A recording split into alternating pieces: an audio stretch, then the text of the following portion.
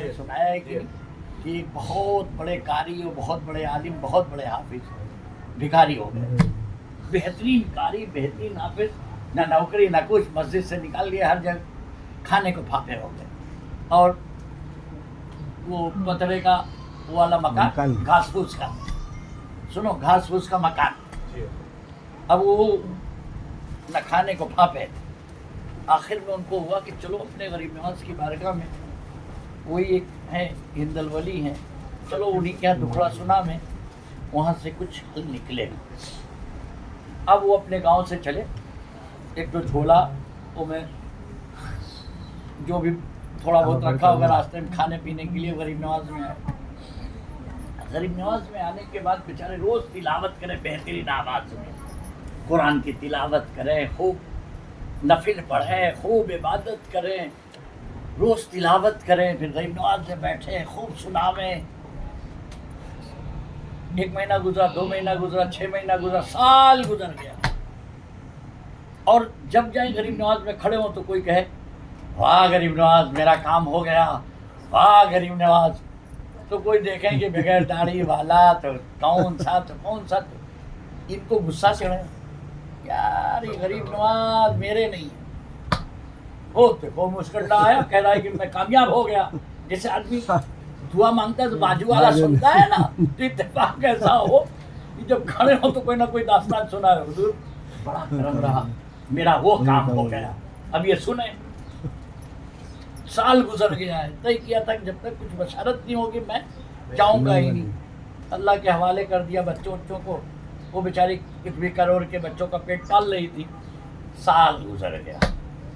अब एक दिन ये गुस्से में कि गरीब नवाज हम लोगों के नहीं हैं, ये ऐसे ही लोगों के हैं, जुआड़ियों के, शराबी, जो भी ऐसे ही, जो देखा तो ऐसे ही आया। कोई हिंदू आया तो वो पाके चला जा रहा है, कोई आया तो ये अपने नहीं है।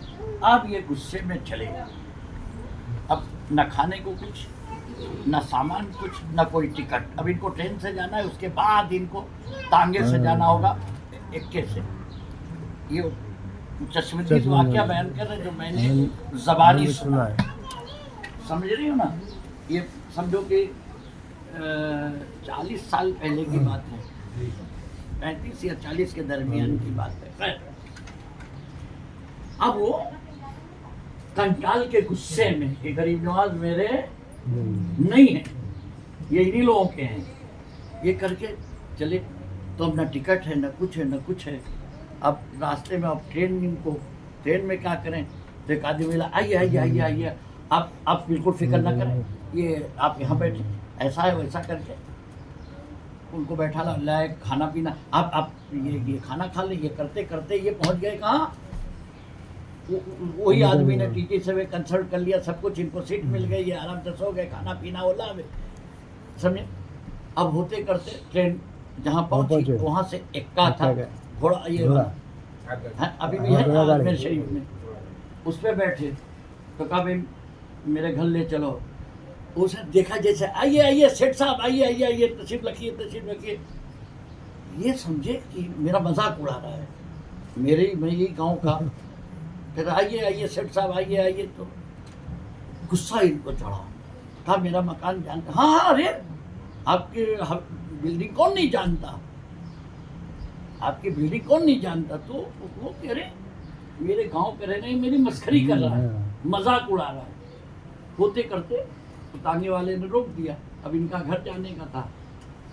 तो घर देखा तो बंगला। गुस्से में कि ये मेरी बीवी ने अगर कुछ गड़बड़ किया होगा ना। तो अब दरवाज़ा खटखटाया तो अंदर से आवाज़ आई, अम्मी अम्मी कोई मांगने वाला आया है। अब इन्होंने सुन लिया, अब इनको तो और गुस्सा। जब दरवाज़ा खोला तो लड़का कहता अरे अम्मी अब्बू आए हैं। अब तो ये थोड़ा चौंके, तो अभी कुछ कहें तो अरे आप आ गए, आप आ गए। तो वो अब उनको गुस्सा भी है कि ये क्या, कैसे। तो कहा जैसे ही तुम गए ऐसे ही आपके सेठ आए थे।